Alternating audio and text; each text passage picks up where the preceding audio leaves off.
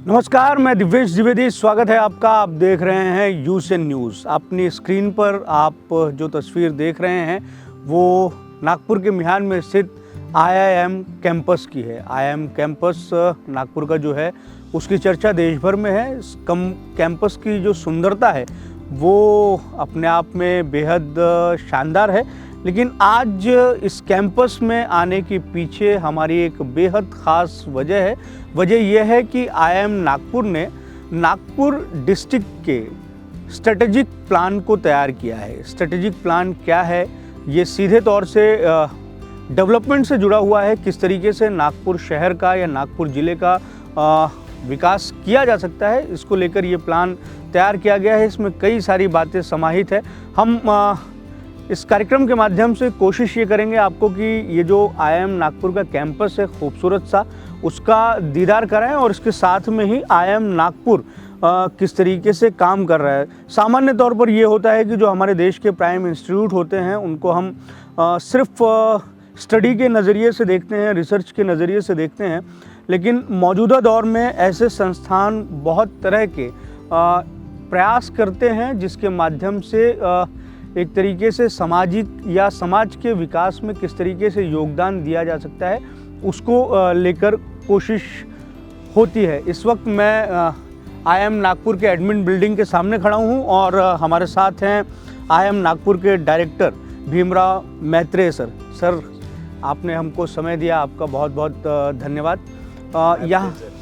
यहाँ आने का हमारा मकसद ये था कि जो हमारे नागपुर के लोग हैं या और भी लोग जो इस कार्यक्रम को देख रहे हों, यूएसएन न्यूज़ को देख रहे हों, वो ये जाने कि आईआईएम नागपुर का कैंपस किस तरीके से है, वहाँ का फंक्शन किस तरीके से है। तो सबसे पहले तो आप ये बताएं कि आईआईएम नागपुर के बारे में थोड़ा सा बताएं, फिर उसके बाद में हम चर्चा को और बढ़ाएंगे। आईआईएम नागपुर न्यू जनरेशन का आईआईएम है। टोटल 21 आईआईएम है। 21 में से फर्स्ट 2000 से पहले 6 आईआईएम थे। 2000 से 2011 तक 7 आईआईएम आ गए। उसके बाद 14-15 में 7 आ गए। वो 14-15 में न्यू जनरेशन में हम आईआईएम नागपुर जो है पहला आईआईएम है। एंड ये 8 साल का पुराना इंस्टीट्यूट है। एंड इवन दो 8 साल का इंस्टीट्यूट है, बट ये आईआईएम नागपुर अभी जो है इंडिया में एक फास्टेस्ट ग्रोइंग बिजनेस स्कूल का एक नाम इसका आईआईएम नागपुर का हो गए। आईआईएम नागपुर बहुत सारे एरिया में काम कर रहे हैं। मैनेजमेंट एजुकेशन, एमबीए एजुकेशन तो आईआईएम नागपुर में है ही। उसके अलावा आप देख रहे होंगे आईआईएम नागपुर सोशल सेक्टर में, एग्रीकल्चर सेक्टर में, एंटरप्रेन्योरशिप एरिया में बहुत सारे काम कर रहे हैं। एनजीओ के साथ भी काम कर रहे हैं। उदाहरण के तौर पे बताना है तो हम Maharashtra agri business network, magnet society करके गवर्नमेंट ऑफ महाराष्ट्र का है, उनके साथ हम काम कर रहे हैं। उसमें हम फार्मर को ट्रेनिंग देते हैं आईआईएम नागपुर में, फार्मर प्रोड्यूसर ऑर्गेनाइजेशन को ट्रेनिंग देते हैं, एंड टेक्नोलॉजी पार्टनर को भी ऐप वगैरह बनाने के लिए उनको एसोसिएट करते हैं। How to add the value chain to the entire agri sector, because agriculture एक ऐसा एक इंडिया का एक इम्पॉर्टेंट विंग है। इसमें ये नाम में कल्चर है, बाकी प्रोफेशन में कल्चर नहीं, एग्रीकल्चर में कल्चर है। तो इसलिए एग्रीकल्चर के लिए एंड नागपुर और विदर्भा का एंटायर एरिया का एग्रीकल्चर का एक ओवरऑल अपलिफ्टमेंट के लिए आईआईएम नागपुर काम कर रहे हैं गवर्नमेंट ऑफ महाराष्ट्र के साथ। उसके साथ साथ हम ये इनफेड जो बिल्डिंग है IIM Nagpur foundation for entrepreneurship section 8 company, उसमें हमने वुमेन एंटरप्रेन्योरशिप को ट्रेनिंग देते हैं, मेंटरिंग करते हैं। 42 वुमेन एंटरप्रेन्योरशिप उससे निकल के आए। एंड कुछ लोग जो है स्टार्टअप टू स्केल अप में भी मूव किए हैं। एंड उसके साथ साथ NITI Aayog, government of India has recognised our InFED as a centre of excellence and Atal innovation centre का दर्जा भी मिला है। और 10 करोड़ का हाईएस्ट फंडिंग नीति आयोग को उसको मिला है। उसके साथ साथ department of science and technology का स्टार्टअप इंडिया सीड फंड मिला है। एंटरप्रेन्योर्स इन रेसिडेंस का एक्टिविटी हम करते हैं। फेलोज इन एंटरप्रेन्योरशिप का एक्टिविटी हम करते हैं।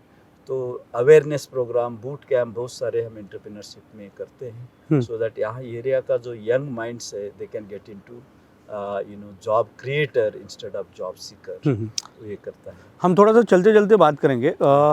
आईआईएम को लेकर जो छवि या तस्वीर हमारे सामने उभर कर सामने आती है कि वो एक बिज़नेस स्कूल है, सरकार का बिज़नेस स्कूल है, बहुत प्राइम इंस्टीट्यूट है और बहुत महंगा है। लेकिन आपसे ये जानना चाहेंगे कि ना केवल एक बिज़नेस स्कूल तो है कि मतलब छात्रों को पढ़ाना है और बाकी सारी चीज़ें करना है, लेकिन सोसाइटी के डेवलपमेंट के बारे में भी ऐसे इंस्टीट्यूट को सोचना चाहिए, उस पर रिसर्च होनी चाहिए। और ये इंस्टीट्यूट अपने अध्ययन में क्या पाता है कि सोसाइटी किस तरीके से विकसित होती है, हो सकती है, उसको लेकर भी अपनी रिसर्च को सोसाइटी तक लेके जाना और सोसाइटी को ये कन्विंस करना कि आप इस तरीके से करेंगे तो और ज़्यादा बेहतर चीज़ें हो सकती हैं। तो इस दिशा में आईआईएम क्या कर रहा है, और आईआईएम को नागपुर में लाने के पीछे का जो उद्देश्य था कि एक इंस्टीट्यूट नागपुर में आ जाए, लेकिन इसे लाने वाले जो केंद्रीय मंत्री नितिन गडकरी हैं, वो कई बार अपने भाषणों में इस तरीके से बोलते भी हैं कि ना केवल आप लोगों को पढ़ाई करें बल्कि रिसर्च और बाकी सारी चीज़ों पर भी ध्यान दें, ताकि ये जो इंस्टीट्यूट है इसका फ़ायदा जो है वो विदर्भ जैसे इलाके को भी मिल पाए। तो सोसाइटी के डेवलपमेंट के तौर पर आईआईएम नागपुर की भूमिका क्या है और किस तरीके से काम हो रहा है? सोसाइटी का डेवलपमेंट के लिए अभी जो मैंने दो बोला ये भी सोसाइटी का पार्ट है, बट उसके अलावा हम क्या करते हैं, एनजीओ जो नागपुर फर्स्ट जो ऑर्गेनाइजेशन जी। उसके साथ साथ एनजीओ का हम बड़ा हर साल में एक एनजीओ समिट यहाँ ऑर्गेनाइज करते हैं। अभी अभी दिसंबर 9 को एनजीओ समिट हमने ऑर्गेनाइज किया था। एंटायर विदर्भा एरिया में जितने भी एनजीओ है उनका प्रोडक्ट जो है एक शोकेस करने के लिए प्लेटफॉर्म हम बनाते हैं। और उसके साथ साथ आईआईएम नागपुर ने क्या किया, गवर्नमेंट ऑफ महाराष्ट्र के साथ चीफ मिनिस्टर फेलोशिप प्रोग्राम, अच्छा। So public policy and societal में क्रिएटिंग अवेयरनेस एंड वहाँ बढ़ावा देने के लिए, सोसाइटी से कनेक्ट होने के लिए, तो हम चीफ मिनिस्टर फेलोशिप का जो फेलोज को हम ट्रेनिंग देते हैं एंड उनका इंटर्नशिप वगैरह करते हैं गवर्नमेंट ऑफ महाराष्ट्र के साथ। गवर्नमेंट ऑफ इंडिया के साथ ministry of skill and entrepreneurship development के साथ भी एक world bank funded Mahatma Gandhi national fellowship programme, तो वो प्रोग्राम भी हमने सक्सेसफुली 2 साल का प्रोग्राम था। हर डिस्ट्रिक्ट कलेक्टर के साथ वो फेलोज काम करते थे। वो प्रोग्राम भी हमने सक्सेसफुली 2 साल किया है। एवरी डिस्ट्रिक्ट के साथ जो स्किल डेवलपमेंट है या नया एंटरप्रेन्योर स्टार्टअप शुरू करना है और जो लोगों को जो क्रिएटिंग अवेयरनेस करना है नए नए बिजनेस के बारे में, जो न्यू जनरेशन का जो रोबोट्स है, ऐसे बहुत सारे जो नया चीज़ जो आ रहा है इंडस्ट्री 4.0 के बारे में, वो सब हम उनको अवेयरनेस करने के लिए वो फेलोशिप प्रोग्राम भी हमने किया है। उसके साथ साथ आईआईएम नागपुर जो है entire overall upliftment of the society के साथ साथ इंडस्ट्री डेवलपमेंट के लिए हमारा ये जो बिल्डिंग दिख रहा है एग्जीक्यूटिव एजुकेशन बिल्डिंग, एंड इसमें छोटे बड़े पब्लिक सेक्टर कंपनी के साथ साथ प्राइवेट कंपनी का भी हम ट्रेनिंग करते हैं। और उनका जो overall skilling, reskilling, upskilling, learning, new learning and unlearning, उसका भी ट्रेनिंग हम करते हैं। एंड आईआईएम नागपुर जो ट्रेनिंग का एरिया में अभी नया पुराने 6 आईआईएम छोड़ दिया 2000 से पहले वाला, हम लोग नंबर 1 है एग्जीक्यूटिव एजुकेशन में। पूरा ट्रेनिंग एंड कंसल्टेंसी हम करते रहते हैं। अभी देश ने जो है वो 5 ट्रिलियन इकोनॉमी होने का एक लक्ष्य सुनिश्चित किया है। तो ये जो लक्ष्य है इसमें ये जो स्किल और डेवलपमेंट और ट्रेनिंग जो है उसको आप कितना महत्वपूर्ण मानते हैं, और वो ग्राउंड लेवल तक जाना चाहिए, इसको आप कितना ज़रूरी मानते हैं? क्योंकि शिक्षा जो है वो कई स्तर पर कई तरह की उसकी ज़रूरत है। वो सिर्फ मैनेजमेंट लेवल पे नहीं बल्कि ग्राउंड लेवल पर भी होनी चाहिए, और सब इकोनॉमिक्स को लेके, बिजनेस स्किल को लेकर अवेयर होने चाहिए और बेहतर समझ होनी चाहिए जो काम आप लोग कर रहे हैं अपने ट्रेनिंग प्रोग्राम और बाकी सारी चीज़ों को लेके। तो वो कितना ज़रूरी आप मानते हैं?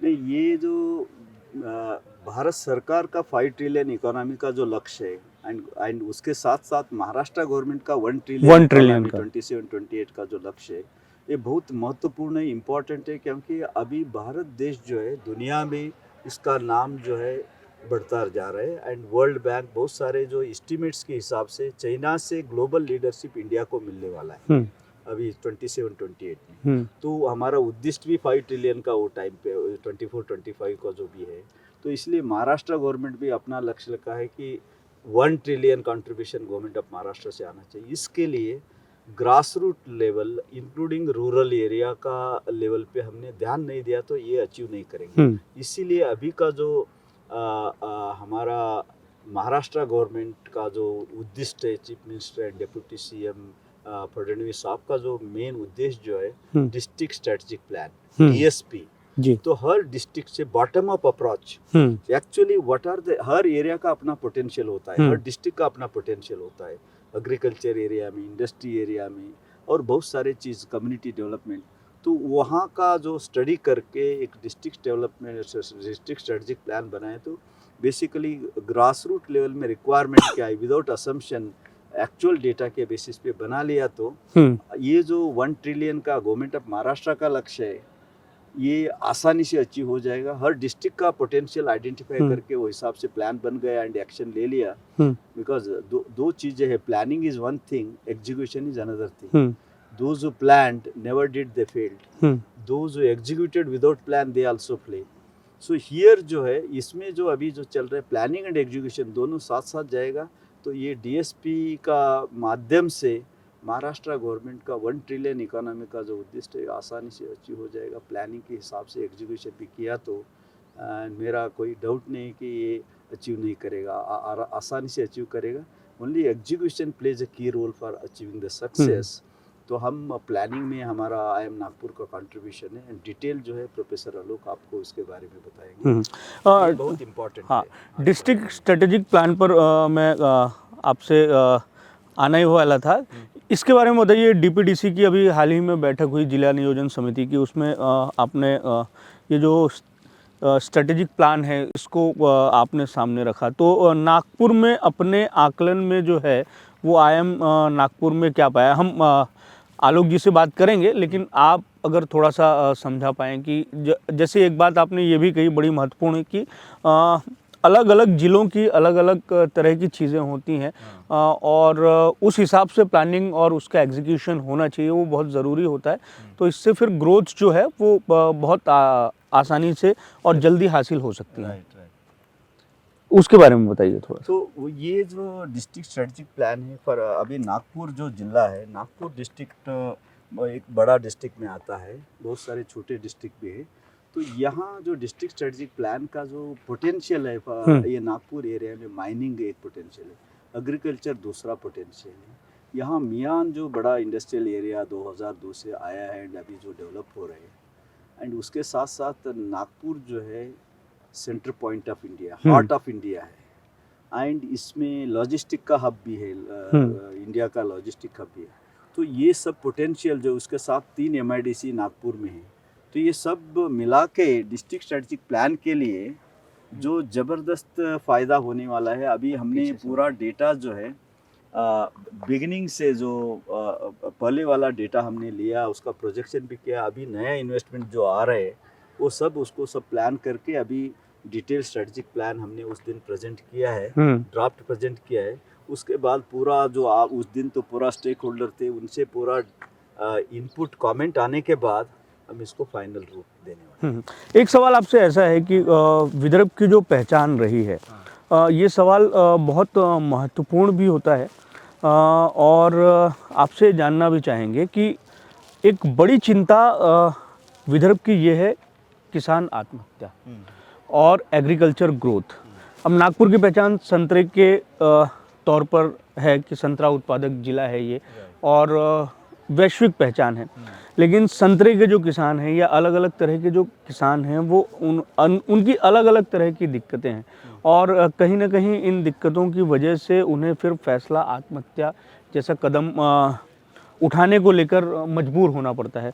तो क्या IIM नागपुर ने इस दिशा में किसी तरीके का प्लान बनाया है कि विदर्भ के जो किसान हैं, नागपुर के किसान हैं, उनका इकोनॉमिक ग्रोथ हो, उनका एग्रीकल्चर ग्रोथ हो, इस तरीके के का ग्रोथ हो कि न केवल उनका जीवन बेहतर हो, आर्थिक मुनाफा उन्हें मिले, बल्कि ये जो किसान आत्महत्या वाला जो एक तरीके से दाग है विदर्भ जैसे रीजन में, वो ख़त्म किया जाए, या संतरे का जो किसान है वो जिस तरीके से मौसम की मार और बाकी तरह सी की चीज़ों से परेशान रहता है, उस संकट से उसे उबार कर बाहर निकाल लिया जाए, ऐसा कोई प्लान या इस दिशा में कोई काम IIM द्वारा किया जा रहा है? इस दिशा में अभी जो मैंने बताया मैग्नेट प्रोजेक्ट जो है गवर्नमेंट ऑफ इंडिया का जो मैग्नेट प्रोजेक्ट है, ये 1100 करोड़ का प्रोजेक्ट एशियन डेवलपमेंट बैंक ने गवर्नमेंट ऑफ महाराष्ट्र को दिया है।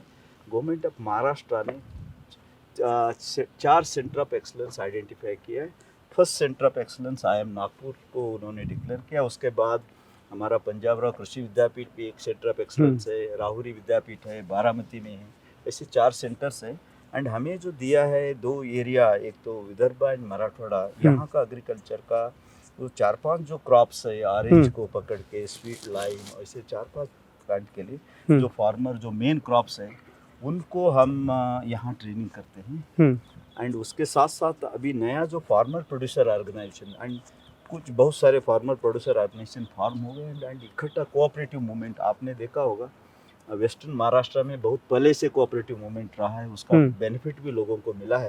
अभी ये फार्मर प्रोड्यूसर ऑर्गेनाइजेशन का जो FBO का फॉर्म में अभी जो कोऑपरेटिव मूवमेंट, कोलैबोरेटिव मूवमेंट जो शुरू हो गया है, उसका बेनिफिट आप जो बोल रहे हैं अभी जो पहले जो हुआ इंसिडेंट आत्महत्या वगैरह ऐसी चीज़ अभी नहीं होंगे, क्योंकि फार्मर टुगेदर इकट्ठा आके वो अपना क्रॉप के बारे में भी उनको इन्फॉर्मेशन मिलेगा एंड एप्लीकेशन के बारे में भी उनका रेट वीट का भी मिलेगा। दूसरा कोऑपरेटिव मूवमेंट से मिडल मैन प्रॉफिट जो है वो ख़त्म हो जाएगा, डायरेक्टली वो मार्केट में अपना FPO को थ्रू बेचेंगे। इसकी वजह से उनका ओवरऑल अपलिफ्टमेंट जो है, मुनाफा जो है, प्रॉफिट जो है मिडल मैन के अलावा अभी फार्मर को मिलेगा। ये मिडल मैन बहुत चिंता की वजह है और पता नहीं क्यों सरकारें और बाकी सारे लोग इस मिडल मैन को ही हटाने में नाकामयाब रही हैं।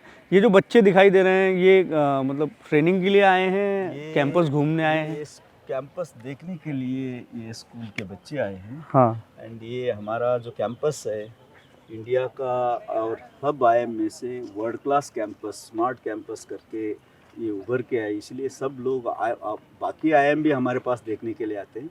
बहुत सारे स्कूल के बच्चे जो है वो यहाँ आते हैं, हम उनको खुशी से उनको वेलकम करते हैं कि ये बच्चे जो है ये न्यू इंडिया का जो लीडर, आगे न्यू इंडिया बनाने के लिए ये बच्चे ही काम करेंगे। तो ये IIM यहाँ देख लिए, देखने के बाद उनको लगता है कि बड़े होके मेरे को यही इंस्टीट्यूशन में एडमिशन लेना है। हाँ। IIM नागपुर का स्टूडेंट बनना है।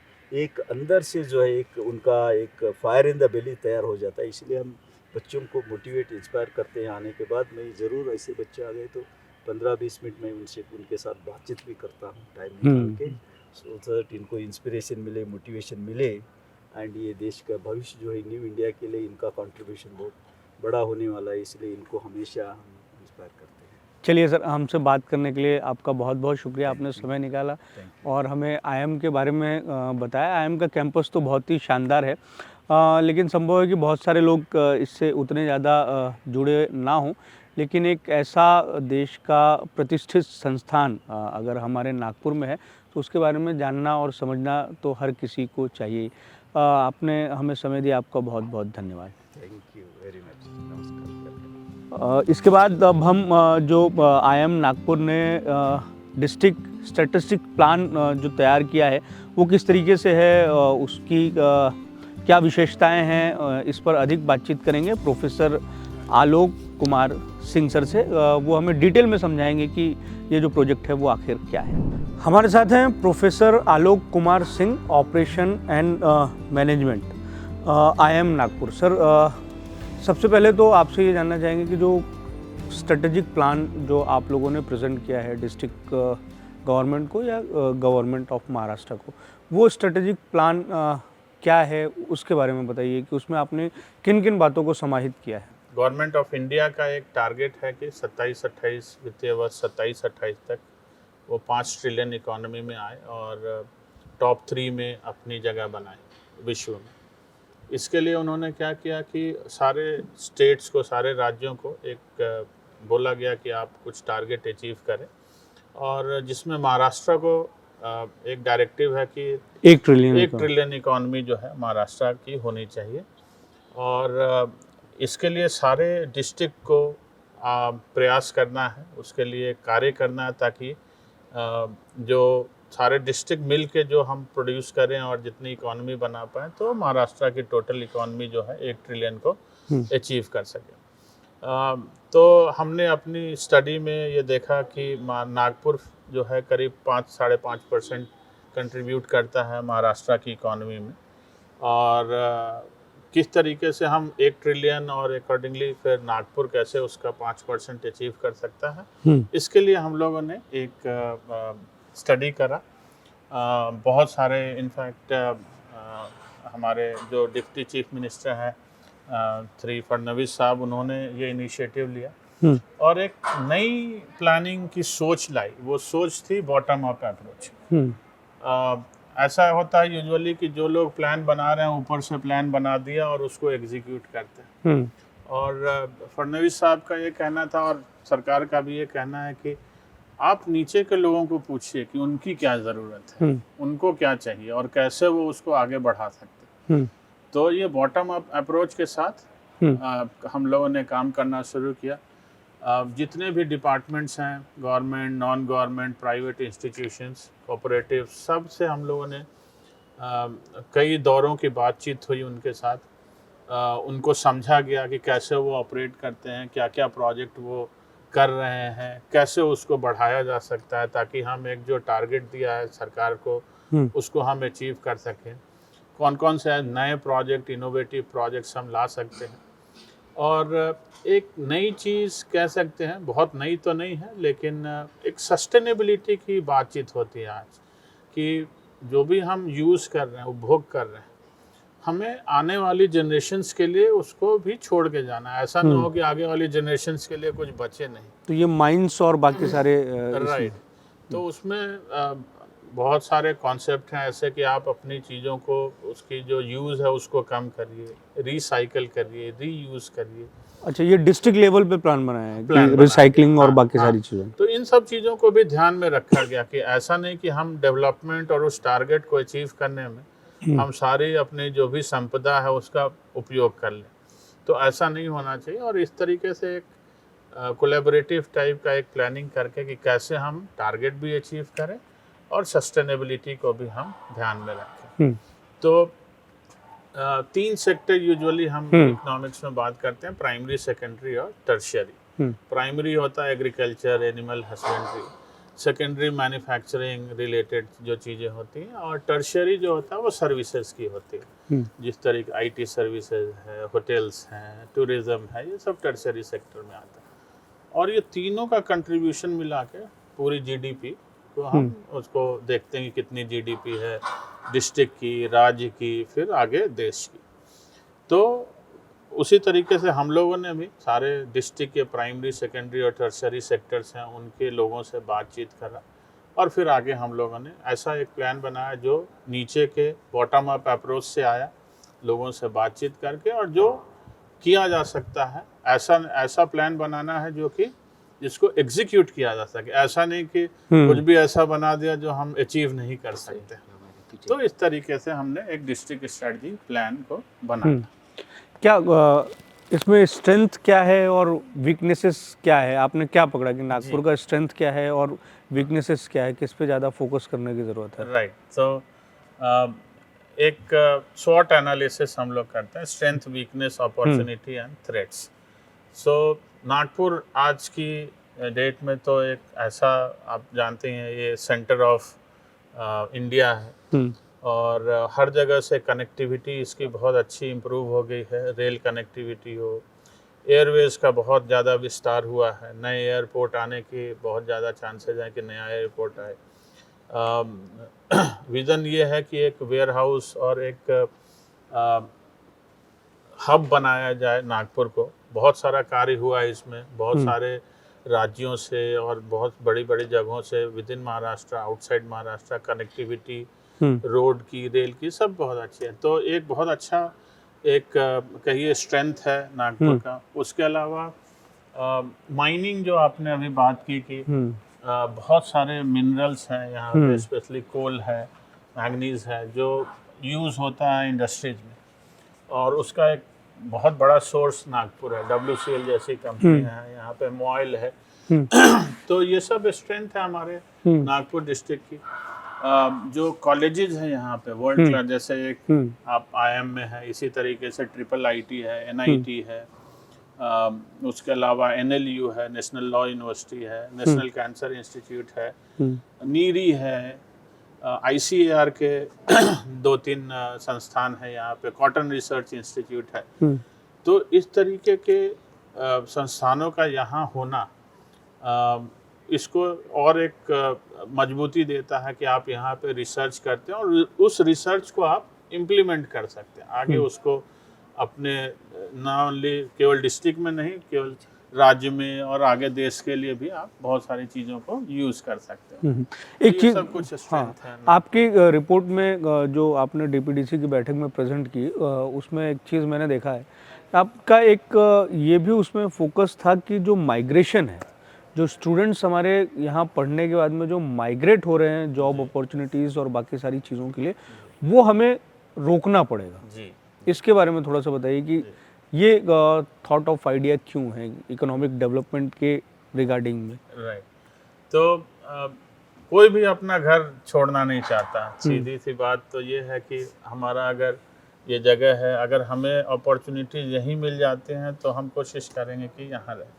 तो एक एस्पेक्ट डिस्ट्रिक्ट स्ट्रेटजी प्लान का ये भी रहा कि जो भी हमारे सेक्टर्स हैं, प्राइमरी, सेकेंडरी और टर्सरी, उसको इस तरीके से डेवलप करें कि हमारा यहाँ का जो यूथ है वो यहीं पे नौकरी करे, अपने पेरेंट्स के साथ रहे, समाज के साथ रहे।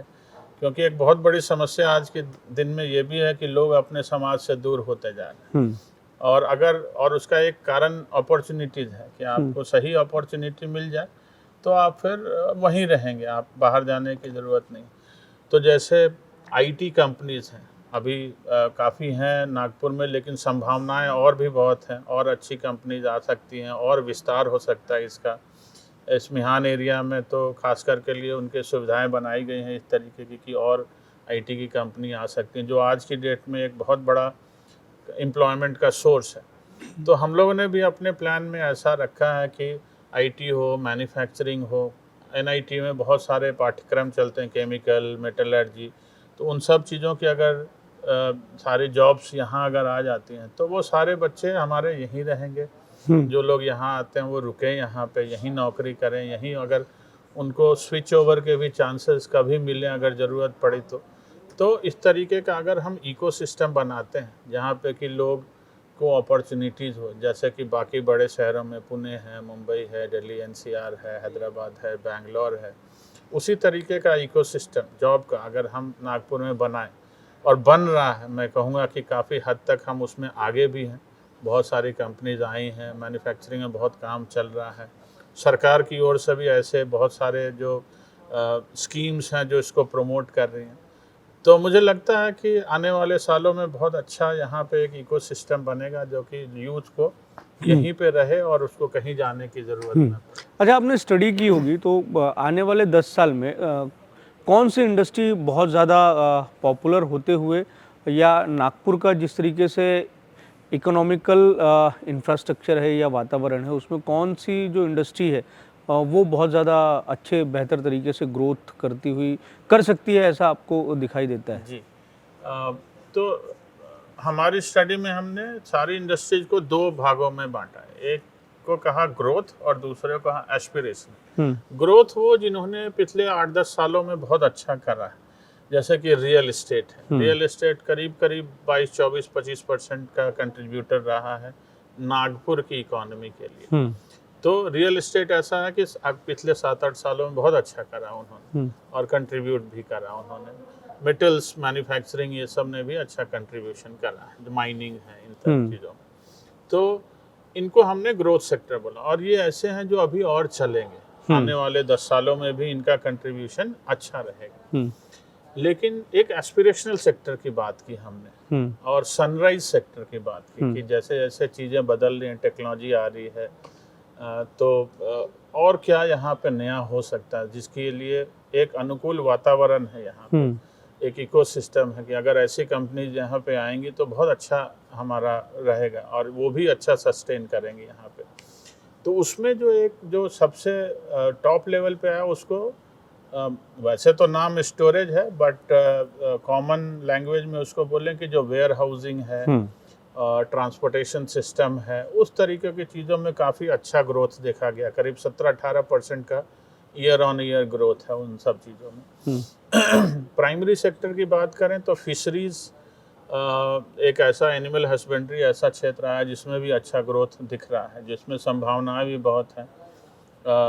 हमने ये देखा कि जैसे गुजरात में अमूल है और कोऑपरेटिव्स बहुत सारे स्टेट में कोऑपरेटिव चलते हैं, वो यहाँ पे थोड़ा मिसिंग है। तो उस तरीके के कोऑपरेटिव्स आने की अगर आ जाएं तो एक अच्छा एक वातावरण और कहिए कि एक संभावना बहुत है डेयरी, एनिमल हस्बेंड्रीज, फिशरीज के लिए। तो ये 2-3 सेक्टर जो हैं अच्छा कर रहे हैं और आने वाले सालों में अच्छा रहेगा उनका कंट्रीब्यूशन। ब्रांडिंग के नज़रिए से आपको क्या लगता है कि मतलब नागपुर को ब्रांडिंग में पीछे है या और ज़्यादा मेहनत करने की ज़रूरत है? क्योंकि हम बहुत तरह की चीज़ें देखते हैं, जैसे आपने बोला कि मिहान का एक सेटअप है अपने आप में और अच्छा सेटअप है, गवर्नमेंट और लोकल एडमिनिस्ट्रेशन जो है वो बहुत सारी सुविधाएं वहाँ पर दे भी रहा है। बावजूद उसके जिस तरीके से कंपनियाँ हमारे तक आनी चाहिए थी वो नहीं आ रही हैं। ये एक बड़ा महत्वपूर्ण हो जाता है। जैसा एक मैं अगर जिक्र करना चाहूँ को जो पतंजलि का जो फूड पार्क है अपने यहाँ आने वाला था, प्रोसेसिंग यूनिट है, लेकिन वो नहीं आ पाया। तो जब कंपनी के लोगों से हम बात करते हैं तो ये समझ में आता है कि वो उस तरीके का जिस तरीके का इंफ्रास्ट्रक्चर उन्हें चाहिए वो अवेलेबल अभी की स्थिति में नहीं है। तो क्यों कोई कंपनी यहाँ पर इतना इन्वेस्टमेंट करे? हालांकि कंपनी जो है वो नकारती भी नहीं है कि मतलब हम वो इन्वेस्टमेंट नहीं करना चाहते, लेकिन जिस तेज़ी से काम होना चाहिए वो तेज़ी दिखाई नहीं देती है इस तरीके की ग्रोथ के लिए। उसके पीछे के क्या कारण है? तो एक आपके माध्यम से ज़रूर मैं उन लोगों तक एक मैसेज या संदेश देना चाहूँगा कि यहाँ का इंफ्रास्ट्रक्चर अच्छा है, आइए आप यहाँ नागपुर में और इन्वेस्ट करिए और आपको, मुझे नहीं लगता है कि किसी भी तरीके की कोई दिक्कत है। एक अच्छा बिजनेस का इकोसिस्टम है यहाँ पे, जो हमारे जो लोग यहाँ जो पॉलिटिकल लोग हैं उन्होंने एक अच्छा सिस्टम और नागपुर के लिए एक अच्छा इन्वायरमेंट तैयार किया है। तो कभी कभी ऐसा होता है कि कभी दूर से देखा तो ऐसा लगा कि नहीं ऐसा कुछ गड़बड़ है, बट मुझे लगता है कि जब वो यहाँ आएंगे ऑपरेट करेंगे तो उनको ये ऐसा ज़रूर लगेगा कि नहीं this is the place where they should be doing business. कुछ चीज़ों में है, हमने थोड़ा बहुत रिकमेंड करने की कोशिश भी की है कि जैसे आसपास के राज्यों में जहाँ वो अट्रैक्ट करना चाह रहे हैं उन्होंने कुछ कॉम्पिटिटिव चीज़ों की बात की है, जैसे कि बिजली की दरों की बात की है या लैंड के रेट्स की बात की है। तो वैसे बहुत ज़्यादा डिफरेंस ऐसा नहीं है, लेकिन फिर भी परसेप्चुअल ऐसा होता है कि नहीं वहाँ जाएंगे तो सस्ता ज़मीन मिल जाएगी, सस्ते बिजली की दरें मिल जाएंगी। उतना ज़्यादा फ़र्क नहीं, हमने अपनी स्टडी में तो इतना देखा कि ठीक है। और जब आई थिंक जब आप आ जाएंगे तो बहुत सारी चीज़ें और अपने आप होती चली जाती हैं। तो मुझे लगता है कि आप जो ब्रांडिंग की बात कर रहे थे, गडकरी साहब, फडणवीस साहब और भी बहुत लोग हैं जो हमेशा नागपुर की बातें करते रहते हैं नेशनल लेवल पे। पॉलिटिकल ब्रांडिंग तो बहुत हो गई, मतलब आज ये हो गया कि आप दिल्ली चले जाएं तो आप ये बताएं सिर्फ कि आप नागपुर से आए, तो मतलब लोगों के मन में ये रहता है कि आप नागपुर से आए तो गडकरी के शहर से आए, तो वो एक पॉलिटिकल ब्रांडिंग हो गई। लेकिन इन्वेस्टमेंट जिस तरीके से आने है, मतलब मेरे हिसाब से तो जरूर आपके चैनल के माध्यम से जरूर ये बोलूँगा कि इकोसिस्टम है, इंफ्रास्ट्रक्चर है, फैसिलिटीज़ हैं, आना चाहिए, कंपनीज को आना चाहिए, यहाँ इन्वेस्ट करना चाहिए।